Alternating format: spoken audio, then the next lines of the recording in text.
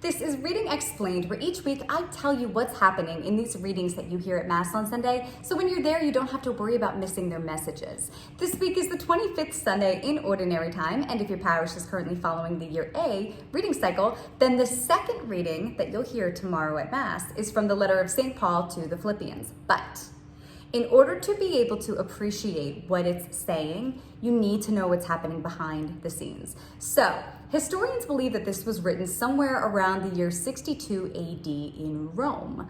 And to put that into perspective for you, that's almost 30 years after Christ was crucified on the cross, died, resurrected, and ascended into heaven. So St. Paul, the author of this letter, had spent the last 30 years leading up to this point going around and spreading the gospel as much as he can. He wasn't shy about it. Because the goal was he was traveling to other countries. There was no other way to get news to other people. So he was going, and number one, he was explaining what he himself had just experienced and witnessed and what happened here with Christ. And number two, Christ's teachings, so that these people in these other places could share in his gift of salvation. So, having said that, when he writes this letter, he's writing it after being under arrest. So he's a prisoner while he's writing this letter to the Philippians.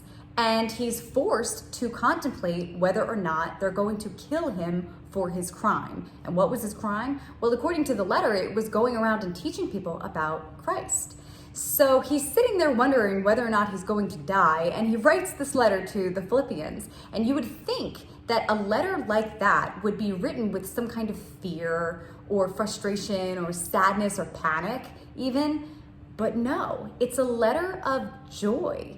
It has this joyous undertone to it, which is remarkable. But how can that be?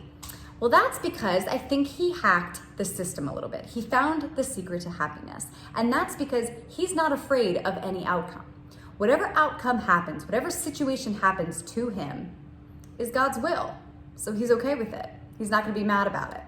So he's literally contemplating life and death and what both of those two things look like to him in this moment. Now he knows that when he dies, he's got a great situation waiting for him. He is going to see his friend and his savior again, and he's going to have this eternal existence with the creator of the universe in happiness and paradise, and he knows that. He even says, death is a little bit better than what I have going on right now. But even if he stays alive and he remains a prisoner, he can continue to teach the gospel as a prisoner. So he's not really afraid of that either. He knows he's going to have fruitful returns on his efforts to spread the gospel and be with Christ while he's alive. So he's magnifying Christ whether he's alive or if he's or in death. So now I do want to also point out one thing. So in weighing those two options, he is remembering the fact that the church is new.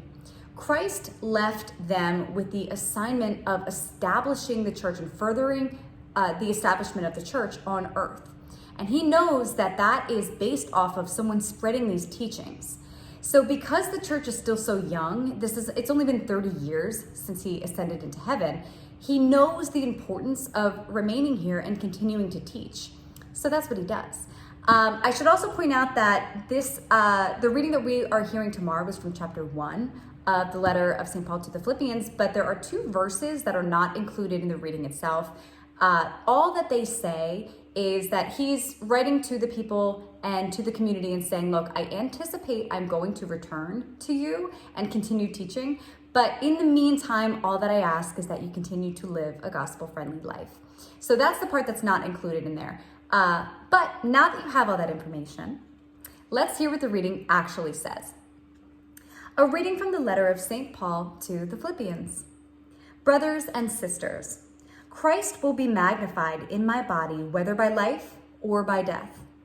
For to me, life is Christ, and death is gain. If I go on living in the flesh, that means fruitful labor for me. And I do not know which I shall choose. I am caught between the two. I long to depart this life and be with Christ, for that is far better. Yet that I remain in the flesh is more necessary for your benefit.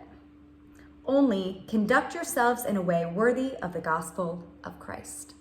The word of the Lord. So hopefully that helps you understand this reading a little bit better. Please don't forget to like the video, comment on it, subscribe to my page, follow me, and send this video to someone else who may also find it to be helpful. And then come back next week as we break down one of the readings from the 26th Sunday in Ordinary Time. I will see you then.